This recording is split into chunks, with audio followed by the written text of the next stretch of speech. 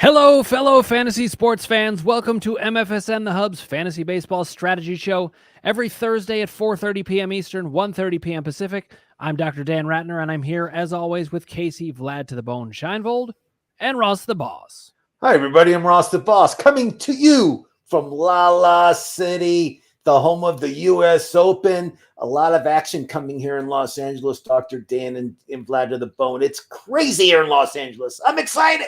I got totally confused. I was like, the U.S. Open is in New York. What are you talking about? Then I realized what you were talking about. Golf. Okay, golf. Meanwhile, in those glasses, you look like there must be some LSD or something going on back there. LSD, that's an old reference. I don't think LSD's been taken since the 1969 at Woodstock, but if you say so. All right, sounds good. So let's dive in. I always like to dive in with kind of the main headlines of what's happening now. So, as we know, fantasy baseball and fantasy sports in general, they're shifting landscapes. Week to week, you're not going to find the same stuff. So what has changed this past week that viewers need to know about? Don't just stay silent. That makes for a very bad show. In the fantasy baseball world? Yeah. I think when you're looking at the top of player ratings for the past 20 days or whatever, let's look at the last 30 days. You're seeing some names that you might not have predicted early in the season when you're looking at Corbin Carrol as the number one player in fantasy baseball. He's our cover guy right now. And right now he's Jacoby Ellsbury 2.0. Jorge Soler's near the top. JD Martinez is having a resurgence. He's up there. So I think it's knowing, following to see some unknown names might be able to get you some real. I'll tell you what, if value. you look at the list of the tremendous values out there, it is riddled with people. I'm not saying this to toot my own horn. I'm actually saying it to razz myself, because it's riddled with guys that I totally predicted would do well and gave up on way too early. Yep. And it hurts. I mean, I'm looking at a guy like Spencer Steer. I'm like, I was talking about him at the beginning of the season if I just held on him. Go ahead, Case. I was going to say, who do you think are the top 4 pitchers in fantasy baseball over the last 30 days, according to Yahoo and Standard Rotisserie? Ooh, I like it. If you can name any one of the top 4, I'll be impressed. I don't know is Merrill Kelly still pitching really well? He is not in the top 4. Andrew Abbott. No. Okay. Yuri Perez. No, it is Marcus. That's a great one. Marcus Stroman. Stroman pitches today, and the wind is blowing out of Wrigley Field today. John Gray, Michael Kopech, and Alexis Diaz. Oh, you know what? Michael Kopech, I could have. I've noticed. I mean, this is the thing. A lot of guys can have their numbers buried in some bad early season numbers. Michael Kopech's one of them, but you got to pay attention. This is why I always like to check last 14 days, last 30 days, because it changes the landscape very much. Now, a guy like Marcus Stroman, I got to say, his numbers may look great. I'm not rushing to pick him up. To me, that's chasing numbers. No, you can't pick him. He's already. He's not a strikeout guy, so he's not going to help you there. And Kopech, he's a guy that you can pick up because he was a very highly touted guy. I guess Stroman was originally, but Uncle Ted, good to see you here. Let us know what you're thinking. By the way, 6 and 7 are Michael Wacha and Jose Barrios. Oh my God, Jose Barrios. What do we say about him? I mean, especially for my I had to love bring this him stuff. up. I mean, you know who else is pitching well is Taijuan Walker. Taijuan Walker. Taiwan. I mean, he's pitching. He's revitalized himself. I mean, he's a must pick up right now if you need a pitcher in fantasy for sure. And another guy that I like that Dan and I were kind of skeptical on the past couple of years is Barrios of the Toronto Blue Jays. Okay, he's now wait. pitching well. Ross, let me tell the full story of this, because I drafted Barrios. This is a great story. The guys, just so you know, this is a great story. I'm not going to interrupt you. This is now you're announcing it as too good of a story. But I drafted Jose Barrios in the first round of our keeper league, so that's like round 7. And he has a lot of talent, and I thought he was going to put it back together. He was a train wreck. He ruined my numbers. I was desperate to cut Ross. He loves this. I was desperate to cut him, just desperate to cut him. Finally, I didn't look back. And then this year, it was like, if I had to compile a list of absolutely no way would I ever draft this player, Jose Barrios, right next to Hunter Dozier. He was above Hunter Dozier. Ian Happ. Ian Happ is right next to him. I would have drafted Hunter Dozier ahead of Jose Barrios this year. So, and he's been great. I mean, he's still not striking out a batter in inning, but he's looking quite good. He's a very valuable fan. He gave up 2 runs today. I watched him pitch for Toronto. Toronto lost 4-2 today, but he gave up 2 runs. He's doing well. He's top. And meanwhile, look at it's like he switched places with Alek Manoah. Is Manoah totally cuttable at this point? I would think that he is. Redraft, I think he is. In redraft, he absolutely is. Obviously, in dynasty or keeper leagues, you can't give up on him yet. I have his schedule, what he's doing today. Let me read it to you. He's getting to the stadium at 9 a.m. He's working on his mechanics. Then he breaks for lunch. He's having milk and cookies and chicken nuggets for lunch. Nap time. And then nap time. And then he's going to get up and work on more mechanics. And then go home and go to sleep. That's his whole schedule. I got his schedule for his next start, and in the first inning, he's going to there is no 3 homers. I'm kidding. There's no homer. There's no starts. There's no starts. Right. No, it's a Florida instructional camp he goes to, and there's no starts. Case, I feel like you should read this comment. You are our prospect guy. Well, Bowden Francis is coming to Toronto. I think he said. Francis was up early in the year, played mostly in a swing role. Was sent back down, but then called right back up like 2 days later. Francis is pitching well. My issue with Francis is he's 27 years old, and somebody who comes up at 27, I don't think are you really an ageist? When fantasy sports I am. And I'm kidding. That's the joke. That's the joke. If you call me Francis, I'll kill you. Just so you guys know. It makes me very nervous that he's 27 before he's finally getting a chance. I think, when you think of an old prospect, you think of Jacob deGrom, and he was still only 25 when he first came up. Well, if you call me Francis, guys, I'll kill you. And then I'm not going to, because I have no interest in dying. And don't. Or you going to jail, Ross. I don't want either of those things. Well, if you're dead, forget him. If I'm dead at your hands, I'm okay with you going to jail. Yeah, exactly. But Crazy, I agree with you. I saw his age when I reached him also, and again, I'm a little I would rather, skeptical if I was picking up a minor months. league pitcher, I would rather have Gavin Williams, Ben Brown, Emmett Sheehan, those guys. What about Kyle Harrison? How's he doing? Kyle Harrison hasn't been great. His whip putting it together. He's still getting some strikeouts because he's got a wicked left hand. And Andrew Painter might be coming back soon. And the way that the Phillies are trying to get in, Painter would be a good guy to monitor. He wouldn't be a good guy to pick up yet, but he's somebody I would monitor. Let's note a couple other headlines. Speaking of Jacob deGrom, out for the year again. He was heartbroken at his press conference, so we know that's going on. Meanwhile, Vinny Pasquantino, it is official. He is not going to win the batting championship unless the entire league hits below 247 because his season is done. Yeah. His season is done. I was going to bring that up to you, Dan. You still won that trade, which is crazy. I did, because it was Zach Gallen for Corbin Burns, so I ended up winning that deal anyway. I mean, Corbin Burns to me is one of the overrated pitchers in baseball. I mean, he's certainly this guy. He wasn't nothing but but this year he's mediocre at best. I think they're paying him a ton of money. What's his record? 5-4. I mean, congratulations if you drafted him as your first pitcher. Congratulations to you. But I mean, he's not pitching like a number one pitcher in the National League. Not even close. And I knew it too. I knew he was overrated. I got to check out Bowden Francis's mustache. Mustache, yeah. Uncle Ted is nice. Recommending it. But let me just, while you're looking it up, another thing that's been really fun to watch, because I'm a prospect guy, is how dominant the young rookies and first-year players have been this year. I mean, and particularly lately. If you look in the top 25 players on Yahoo's Yahoo's rankings for this last month, you got Corbin Carroll, you got Josh Jung, you got Matt McClain, you got it's really impressive. You got Gunnar Henderson, who's starting to hit. I mean, that guy is starting to really catch on fire. That's another guy I'm kind of focusing on, trying to trade for right now, because he's actually playing up to his potential. Gunnar Henderson was, Grayson Rodriguez, one of your favorites, Ross, was sent down. Oh, I loved him. He's pitching great in the minors. And so he could be back up again, getting another shot. If somebody wasn't patient and gave up on him, he's somebody I would scoop up right away. So there's a lot. I mean, and then on the pitching side, if you're looking for youth, because we talked about, we tend to be skeptical of young batters doing well, and they are. Young pitchers we like.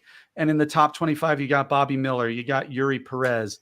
You got Andrew Abbott. Andrew Abbott is pitching great. So like the young players they're coming in and producing right now. Yeah, and as we've discussed, it's not typical for young hitters to come in and produce like this, but it's looking like, like fantasy baseball to me has become much harder to predict, which is interesting. I wanted to ask you guys, what is that about? Do you even agree? Let's start there.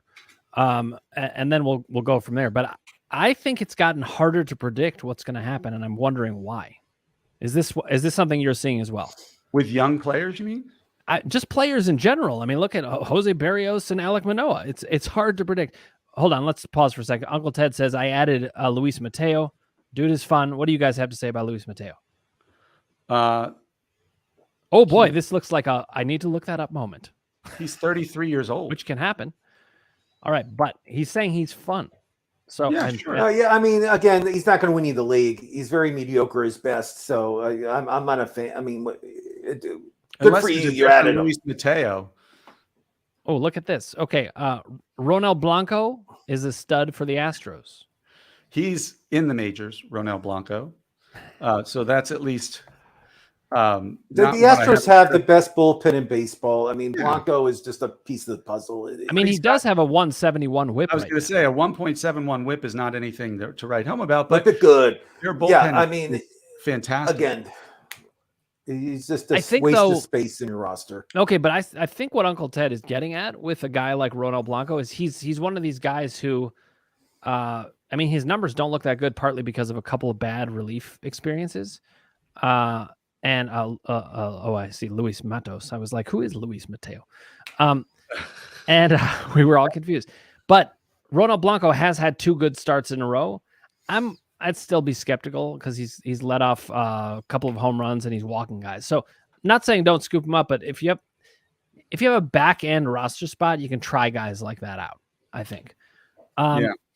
Guys, who I just want to revisit again. Who are some of the guys that you were high on, have ended up producing well? You wish you hadn't cut. Jake Berger is one of mine.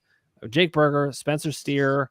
Who are some others that I was somebody I drafted in our league and drafted as my number 3 starter and gave up on way too early was Nathan Eovaldi. He had a couple rough starts there. And I was worried that once Texas heated up, if he was pitching like that, because he was giving up home runs in April. Listen, and now he's top 5 in the league. He pitches today. He pitches today against Yotoni, and that should be a really low scoring game, obviously. And I predict that he'll win. He'll beat that guy. So we'll see what happens. And every manager is going to make mistakes. We're going to cut guys you shouldn't cut. You're going to pick up guys and hold on to them too long that you shouldn't have. Look at Rooker from the A's. He had great numbers. We held on to him for a while. We ended up being right in cutting him. Meanwhile, Uncle Ted says Blanco had 16 swinging strikes last game. I just want to say one thing that I think has made it a little harder to interpret fantasy baseball as I see it is the analytics. The analytics are, I don't think they're that great at predicting things. Like think about StatCast. How useful is it? I don't know. I don't know. Velocity has proven to be a pretty good predictive factor for some of these. Certain hitters hit really well against left-handed pitching and right-handed pitching. I've always believed in splits, even though that's not always predictable, but it's more predictable to me than like StatCast. Brooks Durham says, like James Outman, I think he's talking about guys that we held on to for a long time. James Outman and Rooker, those are guys that I think everybody wishes they would have sold when they could have. We're all going to make some mistakes like that. Sure. I wonder, though, like, can a guy like James Outman, can he make adjustments and come back? I don't know.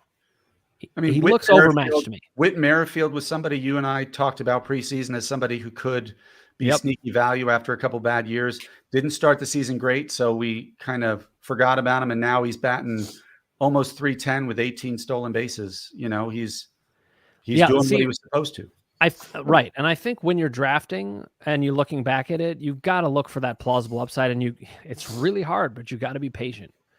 And I think where you want to make your cuts is in replaceable situations. So a lot of times people fall in love with like a middle reliever and they're look at his numbers. And I'm like, yeah, but middle relievers are replaceable. Right. Reserve your roster spaces, I think, for guys who have that kind of upside. Yeah, if it's somebody who's a relief time. pitcher, you want them to either be a closer or next in line for the closer, or have such a strikeout percentage that it's undeniable that he's helping you. Right. Or alternatively, use that roster spot for something else. And you can always fill in with a middle reliever later. All right, Uncle Ted has a comment. Batting average and slugging, all that matters. All right, what do you guys think? No, he's wrong. There's 5 categories usually in batting. What's he talking about? I think at the end of the day, they're the ones that count. But if we're using if we're looking for predictive factors, I think it's much more nuanced than batting average and slugging percentage. You're looking at batting average on balls in play if somebody's getting unlucky. You're looking at barrel percentage if they're hitting the ball really hard and it's just at people. Those sorts of things. Soft contact versus hard contact. What their strikeout to walk rate is as a batter, whether they're on, Also their history. I mean, have they done it before? Are they young and starting to do it? Does it look like it's going to be a trend? Also, team context. Like, I bought into Vinny Pasquantino in part because his strikeout and walk ratio looked so good. He looked like he was going to be a really legit hitter, but he's hitting in a Royals lineup that's just completely anemic. The Reds swept the Royals this week, which was unbelievable in Kansas City. And Eloy De La Cruz, the big phenom in Cincinnati, he had 0 hits. He didn't get 1 hit the whole series. Meanwhile, Matt McLain, the second fiddle of middle infielders for the Reds, is like a top 15 hitter since he's come in. I love Matt McLain. I like him. I like him a lot. I wish I had him in more leagues. He's the real deal. De La Cruz is good too. I'm just saying even though he didn't perform that well, the Reds still won, which shows you something. They're only 2 games out of first place, Casey Scheinfeld. I'll be a little nervous if I was you right now. Let me ask a question. Well, let's get to Uncle Ted. Not really a Pirates fan. Let's get to Uncle Ted's question first. Jonah Bride and Ryan Noda both have above 400 on base percentage. And listen, some leagues also have on base percentage. You got to know your league. But, Yeah, and that's a good predictor of somebody who could provide value all year long in fantasy baseball. Obviously, on base percentage matters because of that. You can't score runs. You can't drive runs in. You can't steal bases unless you're getting to first. Right. Well, you're right. Hamilton, you can't steal first. Right. And, you were, Casey, on Estuary Ruiz even last year. I mean, he has 33 stolen bases. Yeah, I think my entire team has 33 stolen bases right now. You get a guy like that. I mean, and he's hitting 256, so he's getting on base. Yeah, he's getting on base at over 300, and he's stealing every time he gets on. And if you look at it, like we're 2 weeks away from being halfway through the season. So, once we're at that point, you can double the stats, and that predicts what people are headed towards. He's going to get over 60 stolen bases if this continues, probably 70. Yeah. Right. I mean, and other stats you look at, how their chase rate, how often are they swinging at pitches outside the zone? Those things are good predictors for how successful somebody's going to be, how good their eye is. So it's the advanced metrics complicate the heck out of everything. But if you can identify the 5 or 6 that are most important and most powerful and focus on those, you can have a lot of success over people who only look at how many runs has this guy knocked in the last 2 weeks? Because that is so context driven as opposed to how good the player is playing. Jose Abreu drove in 140 runs. I think it felt like every year for 4 or 5 years in Chicago. But it wasn't just because he was in the right position. It's because he never chased. It's because he knew how to lift the ball. It's because he knew situational hitting. These are things that are in those advanced metrics that if you know how to pay attention to them, you have an advantage over everybody. I also just wanted to say, I think another reason it's become harder to compete in fantasy baseball, at least, is more people are into these analytic stats. So that means you've got to be sharper with how you're thinking about them, because it's not like other people aren't looking at them. They are. You got to know how to interpret them. Go ahead. What the old poker analogy, if you sit down at the table and within 15 minutes you can't identify the fish at the table, guess what?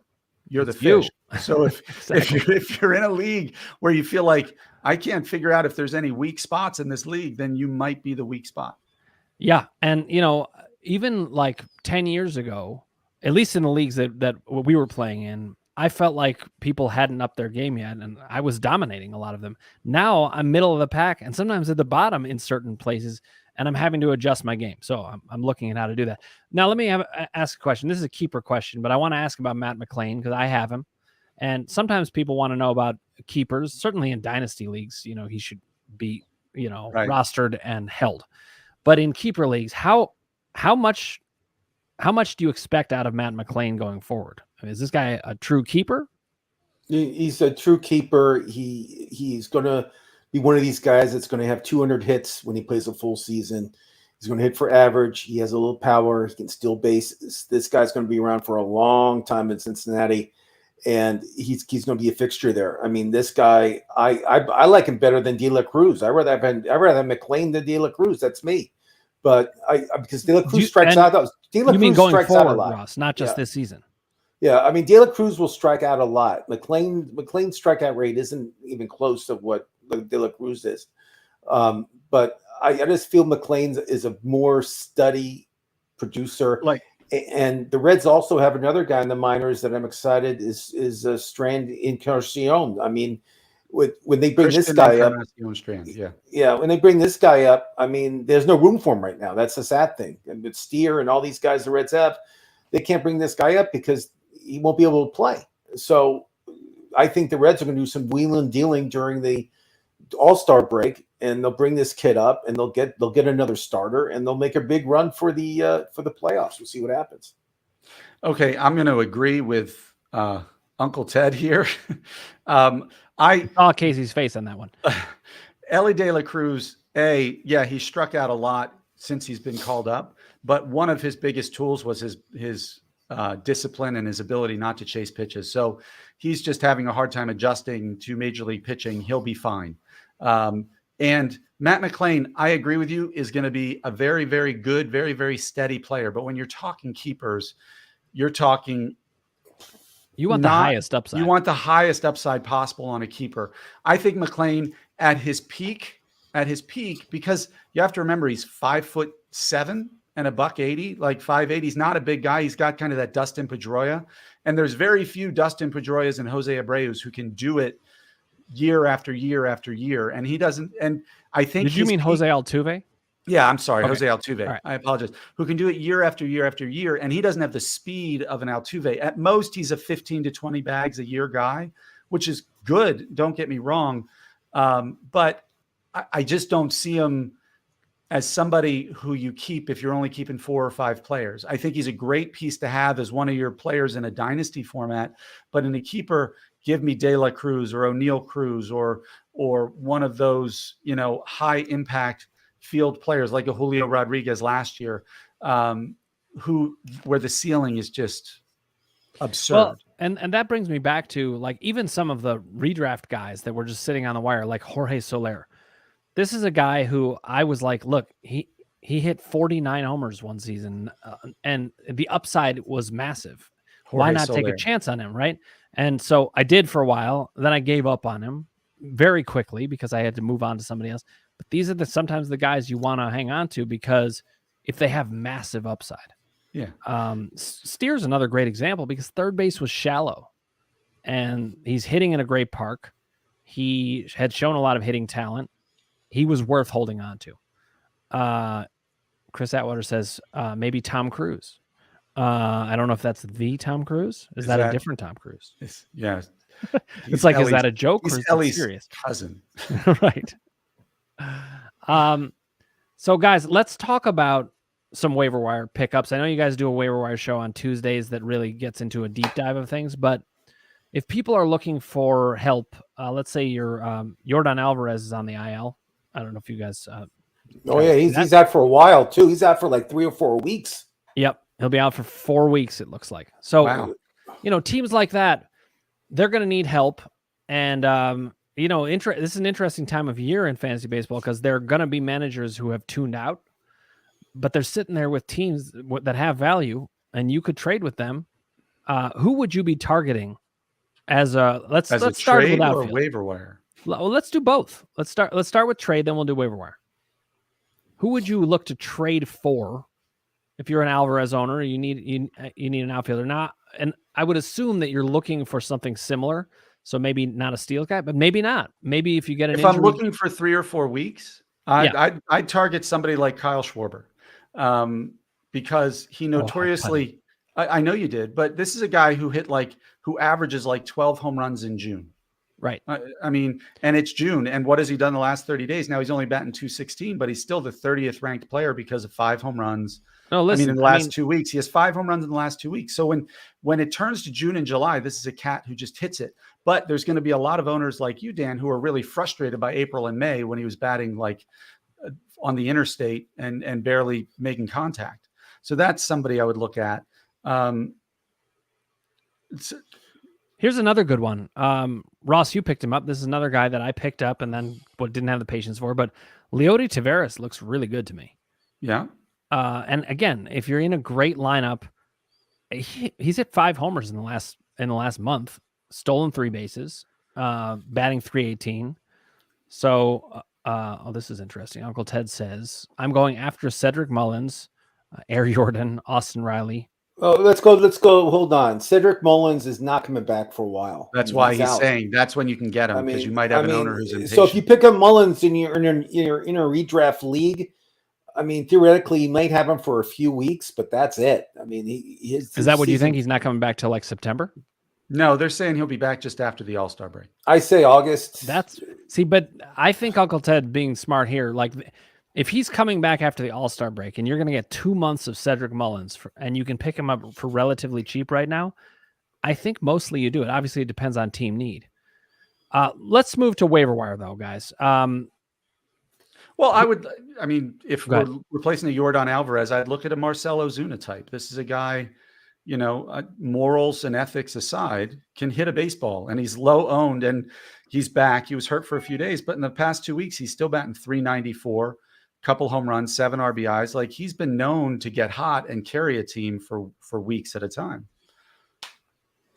I totally agree. So this is interesting. Chris Atwaters, we talked about Whit Merrifield just before. He said, what about Whit Merrifield? You can probably get him for a song, and he's producing no power. But I think you're not going to be able to get him for a song because of those stolen bases. I mean, at this point, I don't know. I'm going to look at his stats and tell me who you think you could get, who you'd have to trade to get Whit Merrifield at this point. Let's take a look. I mean, it is true. He's not hitting for power, but 18 stolen bases and a .308 average. I guess you could get him for relatively cheap, but 18 steals is great. So, Chris, that's a great idea. His power numbers, RBIs, home runs is pretty low. They're pretty low. So Chris is probably right, actually, about that. You can probably. I mean, I think you can get him. I think you get him pretty cheap. Just depends what league you're in. If it's a head-to-head league, probably cheap. Rotisserie league, probably a little more expensive, just because you just said the stolen bases and the runs scored. But I like Whit. I think he is always a place for him on any teteam. Yeah. Okay. Now Uncle Ted actually said, "Get those steals," but I couldn't resist. I just liked the non sequitur of "got those steaks." It was great, Ted. Great sounds to have better. On the show. Well, they call RBIs ribeyes, so you could also do it. That's true. All right. Other outfield pickups, though, waiver wire pickups, because there's Joey Wilmer we mentioned, right, Casey, on Tuesday. Joey Weimer, yeah. Joey Weimer. I mean, I don't know what I said. Not Weimer. Joey Weimer of Milwaukee is actually having a pretty good year. If you look that up, we both talked about him on Tuesday. He's definitely a good pickup if you need an outfielder. Casey, who else did we talk about on Tuesday? Michael Taylor's been doing really well for the past couple of weeks for Minnesota. 4 home runs, 5 steals, and a .300 average in the past 2 weeks. Again, streaky guy. Buxton comes off the DL today. I think he's playing tonight in Detroit. So I don't know how much playing time Michael Taylor's going to get, but that's somebody who is turning it around. Michael Harris is not a waiver wire available guy, but this is a guy who struggled so much. People might not realize he's been hitting well the last couple of weeks. So and you better get on him now, or else. And speaking of Atlanta's outfield, Eddie Rosario has been hitting really well in Rosario Atlanta. He was another one of these guys that I had my eye on, and because the reason why is if there's a plausible reason that a guy can return to prominence, he was a really good hitter Then he had problems with his eyes and got eye surgery. Yeah, Yep. LASIK surgery. And so it seemed plausible that he could return to a really great performance. The problem I have is there's so many guys like that where you're like, well, do I stick with Jorge Soler who can do that? Do I stick with Jake Berger who's looking good? Do I stick?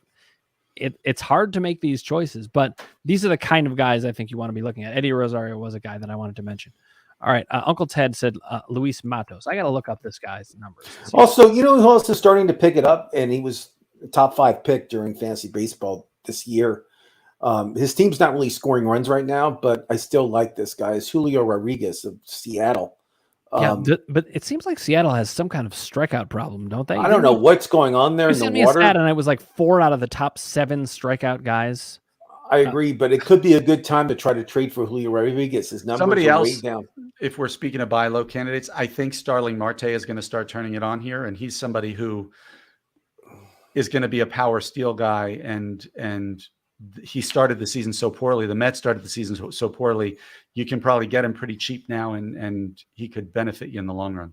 Did you see that hit by Nemo to beat the Yankees yesterday? Nemo, look, Aaron Boone was the worst manager in baseball in the 10th inning of that game. He had Brian Abreu in from the 9th inning and the start of the 10th inning, and nobody could touch him. Like nobody. He blew away the first batter he faced in the 10th inning. And then and with Nimmo coming up, he decides to go to some soft tossing lefty to face him instead of Abreu, who was just lights out. And what do you know? Drive to the warning track or off the fence. Game over. Game over. Thought of you when I saw that. But the Yankees still took 2 out of 3 out of the Mets, which is pretty good, Casey. Garrett Cole and Justin Verlander were awesome last night. I don't know if you got to see any of the highlights, but those two were just dealing. It was fun to watch. Well, I did just trade Verlander, so it would be about time for that to happen. Chris Atwater says, speaking of trades, I regret trading Dr. Dan for Buxton. That was in our MFSN league. He has flashes, but also a bunch of down days. Yeah, I mean, Buxton is pretty hard to figure out. Casey, you can speak to this better than anybody. I give up. I can't figure like it one out. Of those. It's the equivalent of a boxer who's got a glass jaw, right? Like a really good boxer, but the second he takes one punch, he's done. Well, do you think Jared Kelenic is basically the next Buxton? I think Jared Kelenic had a great April. I don't think he has the speed of Buxton. But well, that's true. In the month of April, he was unbelievable. In the month of May and June, he's been horrible. So what do you expect from him going still forward? Batting 260 something on the year. So yeah, but he started out, Casey. He was hitting Dan thought he was the second coming of Babe Ruth. I mean, he was actually no. I thought he was the first coming of Jared Kelenic, but I was possibly wrong about that as well. Uncle Ted's pointing out about Luis Matos. He hit 389 and 7 homers with 6 steals, playing everyday center field for the Giants. Was that last year that you're talking about, or was that in the minors? That must have been last year. Let me check that out. But anyways, a guy like Kelenic, you've got to see if these guys keep it up or not. I mean, so in our league, Jared Duran had, speaking of other Jareds, he had done really, really well. And then I was getting a hard sell from the manager in our league. Take Jared Duran. I'll give him to you for cheap. Yeah, it was the minors last year. The minors before he got called up. He only got called up this week. Yeah, that's what I thought. Okay. He's only 1 for 3 on the season. Thanks for clarifying that, Uncle Ted. But, there are guys like Jared Duran, and you have to evaluate how are they breaking out? Are they breaking out or not? And what do you do with them? So what do you guys use to determine that? When you're trying to figure out, is this guy for real? Let's take Ryan Noda, for example. Is he for real? I don't know. I'd have to look more closely at him. But when I'm evaluating somebody, I look at their prospect pedigree, right? Were they somebody who had been dominant at the lower levels and maintained that dominance going through? Are they a high strikeout guy all the way through? Because in the minor leagues, you can get away with striking out, 20% of the time or 25% of the time, as long as the rest of the time you hit the ball super hard. In the majors, you can't get away with that as much. So that's whether there's sustainability.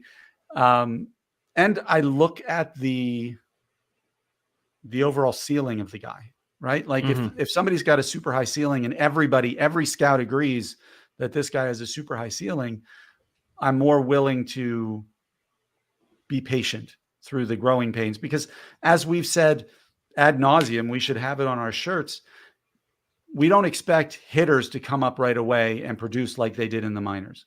We expect hitters to have to adjust because major league pitchers are better for a reason, right? And they play, everything they bring to the table is it's better. also just an advantage being a pitcher. I mean, and a 21-year-old or 22-year-old kid coming up to the majors for the first time, let's get onto the mental side of the game, right? Is going to press really hard and try really hard. There aren't a lot of people who at that age can slow down their heartbeat and simplify the game and produce. And so it takes them time to get adjusted. And then it's, how do they adjust once the pitchers figure them out, right? Like I use Austin Riley as an example all the time. He came up a few years ago, hit like 11 home runs in his first 20 games or something like that. Or first baseman for the Phillies, Rhys Hoskins. The guy came up at the end of that rookie year and literally carried the Phillies with it seemed like every time he swung the bat, he hit a home run. Well, then the pitchers found out where the gaps in his swing were and started exploiting it. They both struggled. Austin was a better prospect and did a better job of adjusting back to what they were doing and has turned himself into an MVP type player. Rhys Hoskins is still a very serviceable player, but he's going to bat 240 and hit some home runs, but he hadn't done as good of a job adjusting. And so those are the things I'm kind of paying attention to. So Uncle Ted points out, it's also, do they play every day? Of course, that can be really important. I mean, like Taylor Walls has been great in the games he's played, but he doesn't play all that often. That can be very hard to manage. The one exception I would say about that is if you have great split stats where a guy mashes right-handers, sometimes that can be worth it. In fact, I just looked at Ryan Noda and I looked at his splits. Have you seen them? I mean, he's great against righties. There's a lot of guys like this, but Jock Peterson from the past few years. Yeah. Right? And the difference is Jock Peterson is also going to get injured all the time. But if I'm desperate for a certain stat, like especially like power, a guy like Jock Peterson's great, but Ryan Noda is even better because first base and outfield. The question is it going to keep up? Chris Atwater has a question for us. How do you feel about adding Julian Merriweather? No real saves, but nice stat lines. You may have already discussed him. We have not discussed him yet, Chris, so thanks for bringing him up. Julian, Merriweather is a reliever for the Cubs. His numbers are great. Like the last 30 days, almost what I think I tried to do the quick math, about 11 or 12 strikeouts per 9, and then a low ERA and WHIP. Now on the season, his WHIP is still 1.36 or 1.4.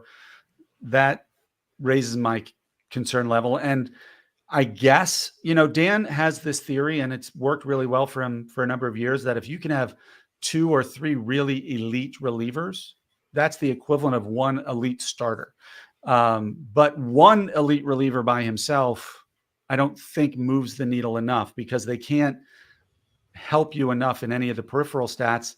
And if they're not getting the counting stats of saves, it jeopardizes their value. Uncle Ted says Ronnie Mauricio is the next big prospect coming from the Mets. I know you scooped him up a while ago, Casey. Tell us about Ronnie Mauricio. Ronnie Mauricio, a shortstop for the Mets, middle infielder. They started playing him in left field the last few weeks in the minors. I think he took a knock and missed a couple games, but he's back. I scooped him up because he's another power speed guy, and he was batting like 337. The question around Mauricio is like he had an average at best hit tool coming into the season based on all the scouts' knowledge. Like if a hit, the minor league tools are graded up to an 80, with 80 being the highest you can have.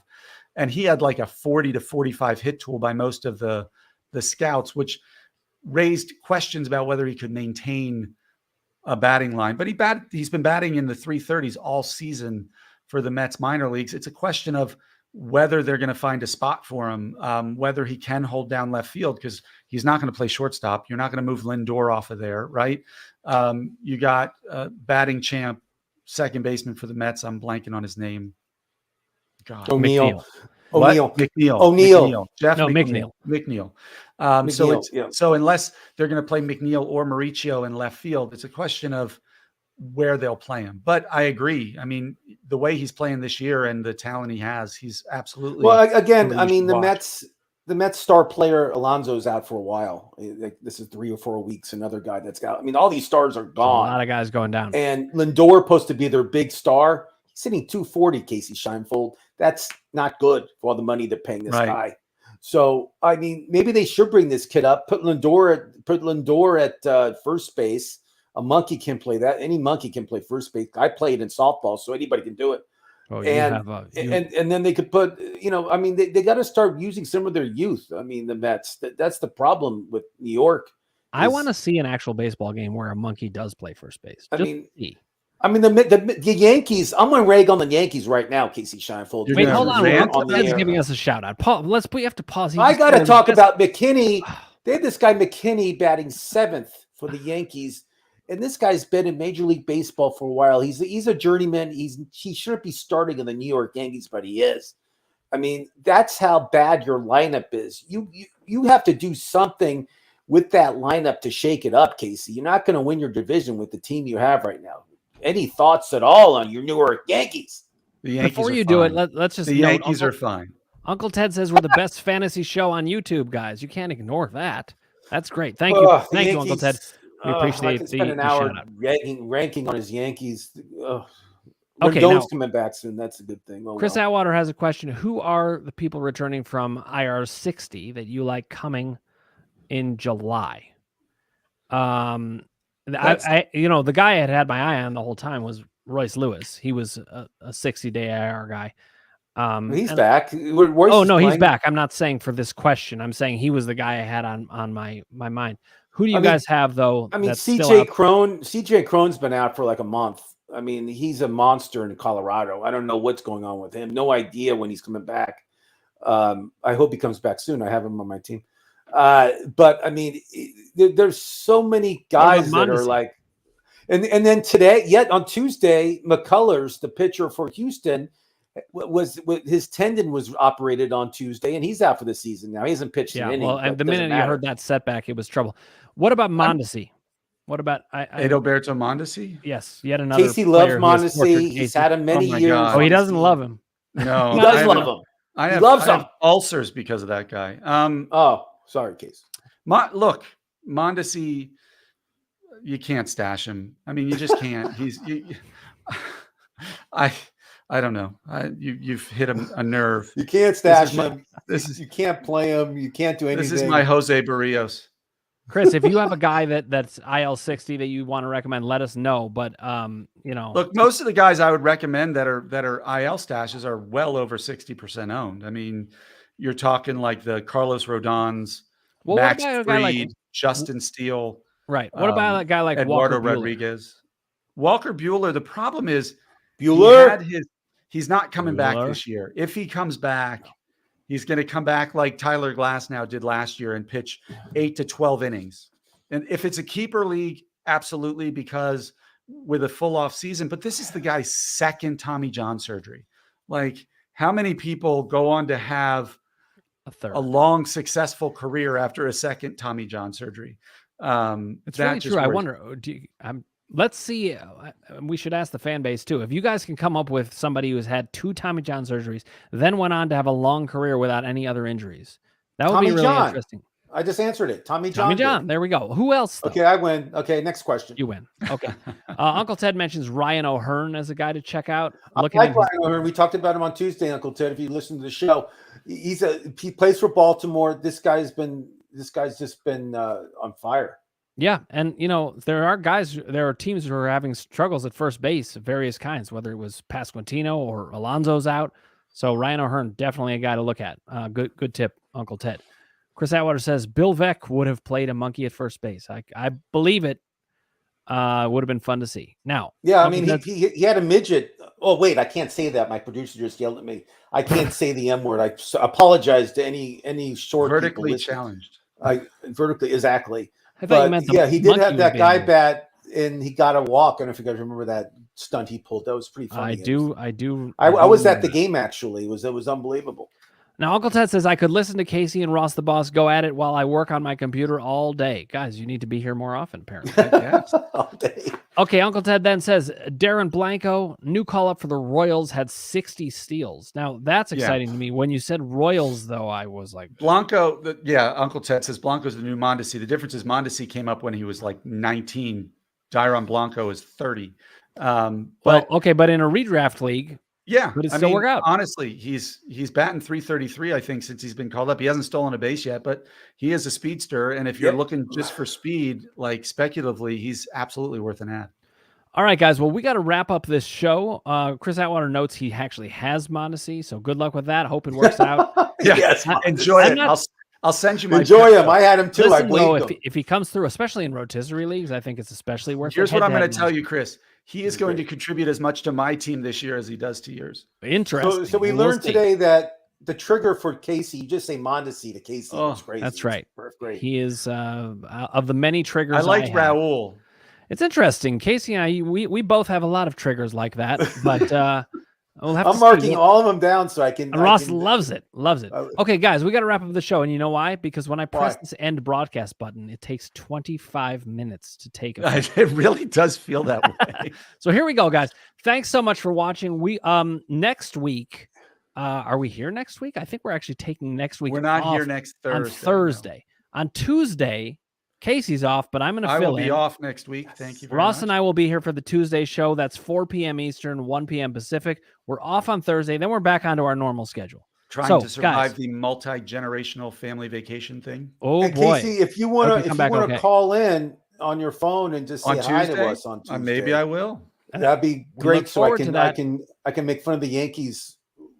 They play the Red Sox this weekend, so Chris Atwater and I will have to go about it. With that stellar lineup the Yankees have, that all-star lineup that they paid millions of dollars for, that no one's scoring runs. Let's be honest. The Reds are a more exciting lineup right now because of the young guys, but who do you think is going to have a better record at the end of the season?